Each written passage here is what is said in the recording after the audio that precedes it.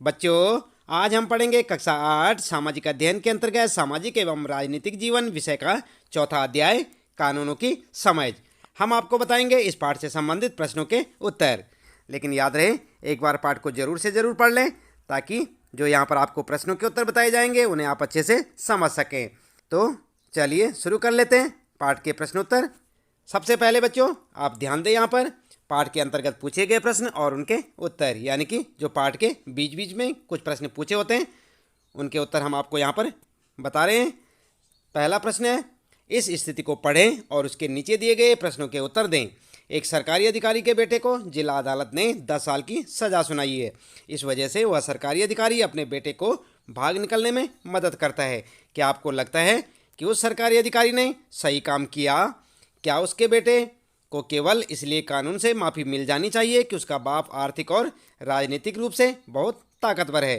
तो आपको क्या लगता है बच्चों, आया बात, ये जो है प्रश्न जो है आपके समझ में आया कि नहीं? चलिए आप देख सकते हैं इस प्रश्न को 43 नंबर यानी कि 43 नंबर पेज पर देखें। आप अपनी पाठ्य पुस्तक के उत्तर इस प्रकार से लिखें बच्चों। सरकारी अधिकारी ने सही काम नहीं किया बल्कि अपने पद का दुरुपयोग किया ना। इसके बाद दूसरा यहाँ पर लिख सकते हैं आप पॉइंट, अधिकारी के बेटे को इस आधार पर माफ़ी नहीं मिलनी चाहिए उसका पिता आर्थिक और राजनीतिक रूप से ताकतवर है। तो इस प्रकार से आप अपने इस पहले प्रश्न का उत्तर लिख सकते हैं बच्चों। इसके बाद दूसरा प्रश्न है आपका, इस किताब में मनमाना, क्या देख रहे हैं आप? मनमाना। मनमाना शब्द का इस्तेमाल पीछे भी आ चुका है अध्याय 1 के शब्द संकलन में आप इसका मतलब पढ़ चुके हैं। अब एक कारण बताइए कि आप जो 1870 का राजद्रोह कानून था उसको मनमाना क्यों मानते हैं? 1870 का राजद्रोह कानून किस प्रकार कानून के शासन का उल्लंघन करता है? और ये प्रश्न आपको मिलेगा बच्चों 45 नंबर पेज पर, यानी कि 45 नंबर पेज पर देखें आप अपनी पाठ्य पुस्तक के उत्तर लिखेंगे आप। सबसे पहले उत्तर लिखने के बाद राजद्रोह कानून 1870 लिखें आप, हेडिंग डाल के लिखें बच्चों। इस कानून के अनुसार अगर कोई भी भारतीय व्यक्ति ब्रिटिश सरकार का विरोध या आलोचना करता था उसे मुकदमा चलाए बिना गिरफ्तार किया जा सकता था। ये था 1870 का राजद्रोह कानून। और इसे मनमाना क्यों कहा जाता है, यहाँ पर लिखे आप मनमाना क्यों, हेडिंग डालें। फिर लिखेंगे कानून सभी पर समान रूप से लागू होता है परंतु यह कानून ब्रिटिश सरकार द्वारा केवल भारतीय नागरिकों के लिए बनाया गया था। तो आप समझ गए होंगे बच्चों किस प्रकार से आपने इस दूसरे प्रश्न का उत्तर लिखना है। ठीक इसी प्रकार आप लिखें। इसके बाद बच्चों यहाँ पर शुरू हो जाते हैं चित्र आधारित प्रश्न। और पहला प्रश्न है, घरेलू हिंसा से आप क्या समझते हैं? हिंसा की शिकार महिलाओं को नए कानून से कौन से 2 मुख्य अधिकार प्राप्त हुए हैं? तो यहाँ पर आप जो है देख सकते हैं इस प्रश्न को 48 नंबर पेज पर, यानी 48 नंबर पर। जो 48 नंबर पेज होगा आपकी पाठ्य पुस्तक के, वहाँ पर आपको इस प्रकार का एक प्रश्न देखने को मिलेगा। उत्तर में आप लिखेंगे, हेडिंग डालें घरेलू हिंसा। और इसके बाद लिखेंगे उत्तर में, जब परिवार का कोई पुरुष सदस्य, आमतौर पर कौन होता है परिवार में? मुख्य कौन होता है? पुरुष सदस्य, यानी कि पति, घर की किसी औरत या आमतौर पर पत्नी की बात की जा रही है के साथ मारपीट करता है, उसे चोट पहुंचाता है, मारपीट अथवा चोट की धमकी देता है। औरत को यह नुकसान शारीरिक मारपीट या भावनात्मक शोषण के कारण पहुंच सकता है, या शोषण मौखिक, यौन या फिर आर्थिक भी हो सकता है। तो इस प्रकार से आप इसे उत्तर में लिख सकते हैं घरेलू हिंसा के रूप में। और दूसरा यहाँ पर लिखेंगे आप पॉइंट, नए कानून द्वारा महिलाओं को अधिकार, हेडिंग डाल के लिखेंगे नंबर 1, यह कानून एक साझे मकान में रहने के महिलाओं के अधिकार को मान्यता देता है। और दूसरा पॉइंट लिखें, किसी भी तरह की हिंसा के खिलाफ महिलाएं सुरक्षा का आदेश प्राप्त कर सकती हैं।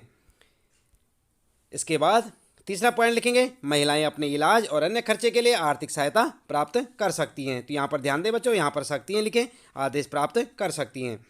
इस प्रकार से आप इन 3 पॉइंटों में इस प्रश्न का उत्तर दे सकते हैं। देख लेना आप, ये है पहला प्रश्न और इसका जो है उत्तर आप चित्र आधारित प्रश्न है बच्चों ये। और इसका उत्तर इस प्रकार से लिखेंगे आप, पहले घरेलू हिंसा के बारे में लिखेंगे हेडिंग पे, उसके बाद नए कानूनों द्वारा महिलाओं को अधिकार लिखेंगे 3 पॉइंट में। इसके बाद अगला दूसरा प्रश्न शुरू होता है कि आप एक ऐसी प्रक्रिया बता सकते हैं जिसका इस्तेमाल इस कानून की ज़रूरत के बारे में लोगों को अवगत कराने के लिए किया गया है। और ये प्रश्न मिलेगा आपको 48, यानी कि आपकी पाठ्य पुस्तक में देखें आप 48 नंबर पेज पर देखें, इस प्रकार का एक प्रश्न आपको देखने को मिलेगा। उत्तर क्या लिखेंगे? उत्तर इस प्रकार से लिखेंगे आप, सबसे पहले हेडिंग डालेंगे लोगों को अवगत कराने के तरीके, और हेडिंग डाल के लिखेंगे नंबर 1 नंबर 2 करके। नंबर 1 में लिखेंगे जन सुनवाई के लिए कार्यक्रम आयोजित किए गए। दूसरा लिखेंगे कुछ संगठनों के साथ चर्चा की बैठकें आयोजित की गई। और तीसरा लिखेंगे संवाददाता सम्मेलन बुलाए गए। चौथा लिखेंगे कंप्यूटर पर एक ऑनलाइन याचिका शुरू की गई। तो इस प्रकार से आप अपना उत्तर लिख सकते हैं बच्चों दूसरे प्रश्न का।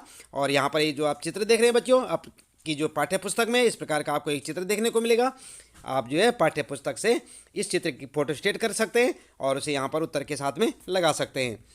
तो उसके बाद अगला प्रश्न देखते हैं। चलिए, तीसरा प्रश्न है यहाँ पर, उपरोक्त चित्रकथा यानी कि पट को पढ़कर बताइए कि लोगों ने कौन से 2 तरीकों से संसद पर दबाव बनाया। और ये प्रश्न मिलेगा आपको 48 नंबर पेज पर देखने को। 48 नंबर पेज पर देखें, आपने ये चित्र देखा था, इसको जो है आप साथ साथ जो है अपनी आंसर शीट पर चिपका सकते हैं बच्चों। फोटो स्टेट करें आप। और इस चित्र को देखने के बाद यहाँ पर जो है प्रश्न पूछा गया है कि उपरोक्त चित्रकथा पट को पढ़कर बताइए कि लोगों ने कौन से 2 तरीकों से संसद पर दबाव बनाया। उत्तर में आप लिखेंगे, उत्तर लिखेंगे संसद पर दबाव बनाना और हेडिंग डालेंगे नंबर 1, वकीलों, कानूनों के विद्यार्थियों और समाज वैज्ञानिकों के संगठन लायर्स कलेक्टिव ने राष्ट्रव्यापी चर्चा के बाद घरेलू हिंसा विधेयक का मसौदा तैयार किया।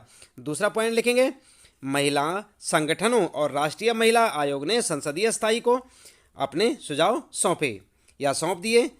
ठीक है, तो इस प्रकार से आप अपना उत्तर लिख सकते हैं बच्चों। ये तीसरा प्रश्न है।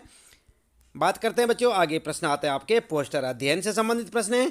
पहला प्रश्न है, बगल में दिए गए पोस्टर के बराबरी के रिश्ते हिंसा से मुक्त वाक्य खंड से आप क्या समझते हैं। और ये प्रश्न आपको देखने को मिलेगा 48 नंबर पेज पर। कहाँ पर मिलेगा? 48 यानी कि 48 नंबर पेज पर देखें आप। इस प्रकार का आपको एक प्रश्न मिलेगा और इसमें क्या पूछा है, बराबरी के रिश्ते हिंसा से मुक्त वाक्य खंड से आप क्या समझते हैं। तो क्या समझते हैं बच्चों। इसके बाद आगे यहाँ पर कहा है, जिन औरतों के साथ हिंसा या दुराचार होता है उन्हें आमतौर पर पीड़ित माना जाता है। इन हालात से उबरने के लिए औरतें तरह तरह से संघर्ष करती हैं, इसलिए उन्हें पीड़ित की बजाय सर्वाइवर कहना ज़्यादा बेहतर है। इस अंग्रेजी शब्द का अर्थ है जो बचा रहे। क्या समझे। तो यहाँ पर जो आपने सब पढ़ा, इसके बाद आपने यहाँ पर जो चित्र देखा बच्चों, आप अपनी पाठ्य पुस्तक में देख सकते हैं।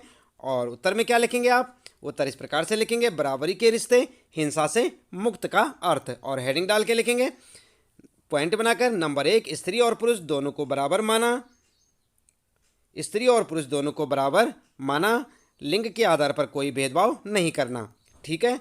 दूसरा लिखेंगे, महिलाओं के साथ किसी प्रकार की मारपीट, यौन उत्पीड़न या आर्थिक और भावनात्मक पीड़ा ना पहुंचाना। ठीक है। इसके बाद यहाँ पर जो है बच्चों, इस प्रश्न का उत्तर आप देख लिया, आपने देखा ये जो आपका प्रश्न है और इस प्रकार से आपको प्रश्न देखने को मिलेगा। उसका उत्तर आप यहाँ से ऐसे लिखें, बराबरी के रिश्ते हिंसा से मुक्त। देख रहे हैं ना आप, इस प्रकार से उत्तर आप पॉइंट में लिख सकते हैं। इसके बाद बच्चों यहाँ पर शुरू हो जाते हैं पाठ के अंत में पूछे गए प्रश्न। और पाठ के अंत में आप देख सकते हैं, जहाँ पर पाठ आपका समाप्त हो जाता है उस पर कुछ प्रश्न पूछे हुए हैं। पहला प्रश्न है, कानून का शासन पद से आप क्या समझते हैं। अपने शब्दों में लिखिए, अपना जवाब देते हुए कानून के उल्लंघन का कोई वास्तविक या काल्पनिक उदाहरण दीजिए। तो आपने वास्तविक या काल्पनिक उदाहरण देना है यहाँ पर। उत्तर में लिखेंगे आप, सबसे पहले हेडिंग डालेंगे कानून का शासन। ठीक है। और पॉइंट बना के लिखें, सभी कानून देश के सभी नागरिकों पर समान रूप से लागू होते हैं, कानून से ऊपर कोई नहीं होता। ये तो आप भी जानते हैं बच्चों। और दूसरा पॉइंट लिखें, कानून जाति और धर्म के आधार पर लोगों के बीच कोई भेदभाव नहीं करता। तीसरा पॉइंट लिखें, किसी भी अपराध या कानून के उल्लंघन की एक निश्चित सजा है। कानून उल्लंघन का उदाहरण, यदि कोई व्यक्ति वाहन चलाते समय लाल बत्ती पार करता है तो यह यातायात के नियमों का उल्लंघन है। आई बात समझ में। तो इस प्रकार से आप जो है पहले प्रश्न का उत्तर यहाँ पर सबसे पहले हेडिंग डाल के लिखेंगे कानून का शासन, और हेडिंग डाल के इन 3 पॉइंटों को लिखेंगे। और इसके बाद बच्चों दूसरा प्रश्न शुरू होता है यहाँ पर, इतिहासकार इस दावे को गलत ठहराते हैं कि भारत में कानून का शासन अंग्रेजों ने शुरू किया था। इसके कारणों में से 2 कारण बताइए। तो यहाँ पर जो है कारण बताएंगे आप। उत्तर में लिखेंगे 2 कारण 2 कारण लिखेंगे यहाँ पर, ध्यान दें। नंबर 1, ब्रिटिश सरकार ने तो कानूनों को मनमानी तरीके से लागू किया था, जैसे राजद्रोह एक्ट 1870, जिसके बारे में अभी आपने पढ़ लिया था।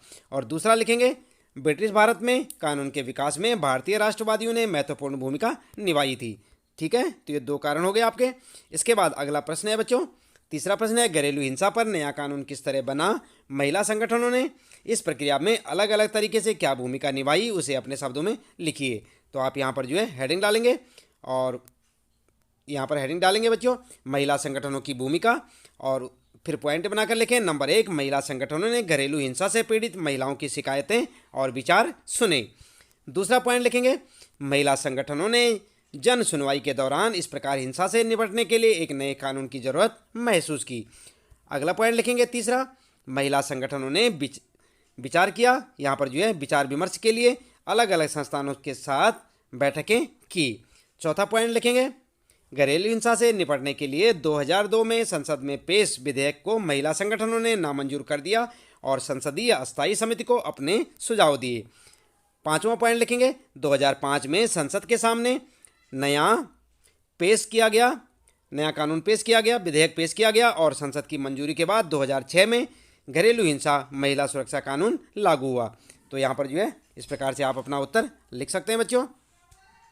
इसके बाद अगला प्रश्न शुरू होता है बच्चों, अपने शब्दों में लिखिए इस अध्याय में आए निम्नलिखित वाक्य। देख रहे हैं ना आप 44, 45 यानी कि 44 और 45 से आप क्या समझते हैं? अपनी बातों को मनवाने के लिए उन्होंने संघर्ष करना शुरू कर दिया। यह समानता का संघर्ष था। उनके लिए कानून का मतलब ऐसे नियम नहीं थे जिनका पालन करना उनकी मजबूरी हो। वे कानून को उससे अलग ऐसी व्यवस्था के रूप में देखना चाहते थे जो न्याय के विचार पर आधारित हों। तो देखा आपने, ये था आपका प्रश्न, काफ़ी लंबा चौड़ा है बच्चों। चलिए इसका उत्तर क्या लिखेंगे आप? उत्तर में लिखेंगे आप पॉइंट बना के लिखें, ब्रिटिश भारत में औपनिवेशिक सरकार ने बहुत से ऐसे कानून लागू किए जो भेदभाव पर आधारित थे। यह कानून का शासन नहीं था।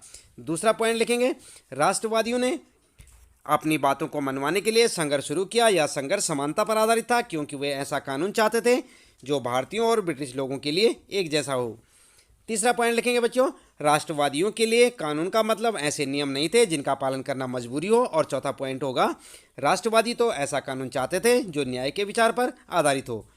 तो आई बात समझ में? इस प्रकार से आप अपने चौथे प्रश्न का उत्तर लिख सकते हैं बच्चों। इसके साथ ही यहाँ पर इस पाठ से संबंधित प्रश्नों के उत्तर समाप्त होते हैं। तो उम्मीद है कि आपको अच्छे से समझ आए होंगे। आप इन्हें जो अपनी नोटबुक में नोट करें और उन्हें अच्छे से याद करें ताकि आपको परीक्षा में किसी परेशानी का सामना न करना पड़े।